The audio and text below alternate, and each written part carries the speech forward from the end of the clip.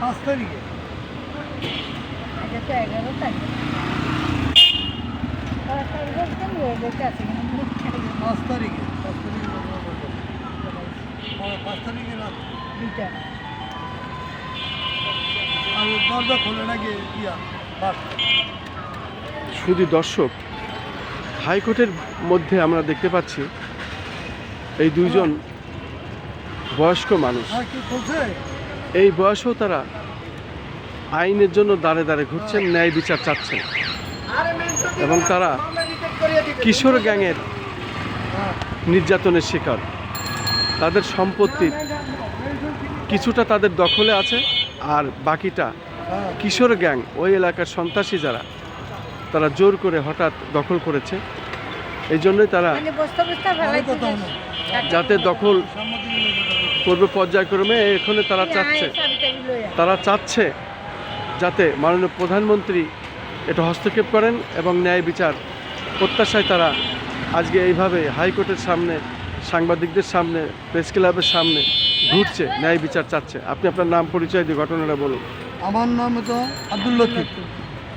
আর মামা পেঁয়াজু বলতে আমার ঢাকা সিটিতে সব চিনি। আর ইনি কে? উনি আমার পরিবার। নাম কি? রাজিয়া বেগম। হ্যাঁ, ঘটনাটা বলেন। আসলে কতটুকুন জায়গা, কতটুকুন জমি, কি বিষয়টা?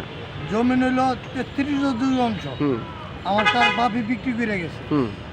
তার বাপি বিক্রি গেছে, পোলায় আইসা মানে দলিল বাতিল চাইছে, পর্চা বাতিল চাইছে, পায় নাই। মানে গেছে এসিলেন্টের রায় পায় নাই, আমার পক্ষে দিছে, যেটা সম্ভব না।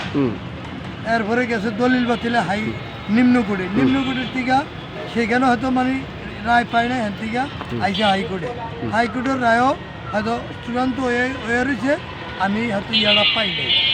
মানে পরবর্তী রায়গুলো সব আপনার পক্ষে? আমার পক্ষে। তারপরেও তারা জোর করে সেই জমি দখল করার পায় তারা করছে। সে তারা দেখে যে আইনে বের পাইতেছে না, তখন কিসের গ্যাং দিয়া মানে কিছু অন্যায় অত্যাচার দিয়া রাত্রে 3টা বাজে আইসা মানে তারা আইসা ওই জায়গার ভিতরে আমার সারার বরাবিল্লা এবং আমার দরজার বরাবিল্লা মানে রাবিশ খালে বস্তা করে ভরে রাখছে আপনাদের অসুবিধা করার জন্য। হ্যাঁ, আমাদের অসুবিধা করার জন্য। আবার রাস্তা গেছে আমার সাঁতার গেছে অল করতে ঢাকায় ঢুকে 3 ফুট 3.5 ফুট তো অল করছে। এখন আপনি কি চাচ্ছেন, কার কাছে বিচার চাচ্ছেন? আমি চাচ্ছি মাননীয় প্রধানমন্ত্রীর কাছে আমি আবেদন করতেছি। সারা দেশবাসী আমরা নিরীহ লোক, আমরা সন্ত্রাস না, কিছু না। মামা পেঁয়াজু বলতে ঢাকা সিটিতে বহু লোকে আমাকে চিনে, আমার পরিচিত হলো মামা পেঁয়াজু, বেলি রোডে অনেকে চিনে এবং পত্রিকায় আছে, ম্যাগাজিনে আছে, বহু মানে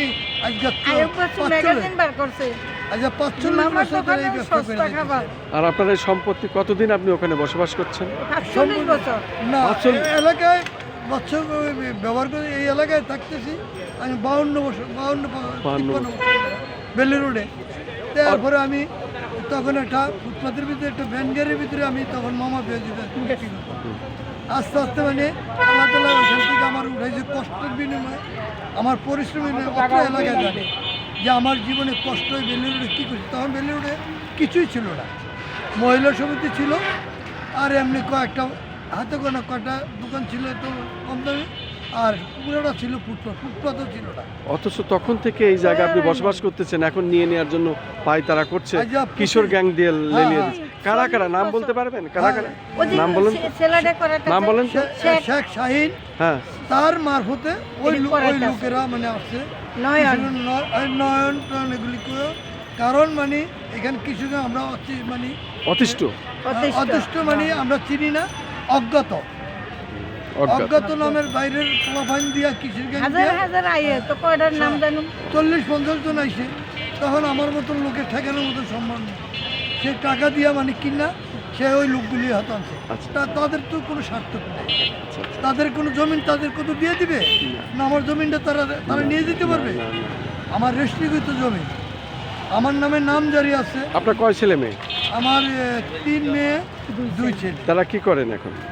বড় ছেলে দোকানদারি করে ওইখানে। আচ্ছা, আর বড় ছেলে বাইরে লেখাপড়া করে, মানে হয়তো কোন দেশে? ওই চায়না টাইনা হয়তো মানে। আচ্ছা, মানে এটা বাইং হাউসের ব্যবসা করে। আচ্ছা, আর আর মেয়েকে বিয়ে দিলে আচ্ছা ঠিক আছে, এখন বড় আপনারা মেয়ে দুজন অ্যাকাউন্টিং এমএ পাস। অ্যাকাউন্টিং এ এমএ পাস। MA pass. আচ্ছা, কোথায় বিয়ে দিয়েছেন? বিজ্ঞানের আছে পড়ে। আচ্ছা, ইংলিশ আচ্ছা। ভাষণ নেই।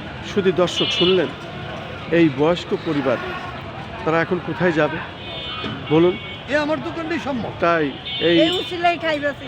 এখন মাননীয় প্রধানমন্ত্রীর কাছে তারা দৃষ্টি আকর্ষণ করছেন, তারা ন্যায় বিচার চায় এবং এই ন্যায় বিচারের প্রত্যাশায় আজকে মাননীয় প্রধানমন্ত্রীর দ্বারস্থ তারা হচ্ছেন এবং সেই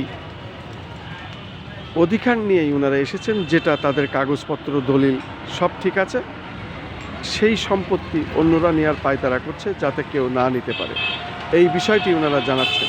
বাবা বেঁচে খাইয়ে গেছে, এ ছেলে এই হামলা দিতে আছে। কি নাম আপনার? রাজিয়া বেগম।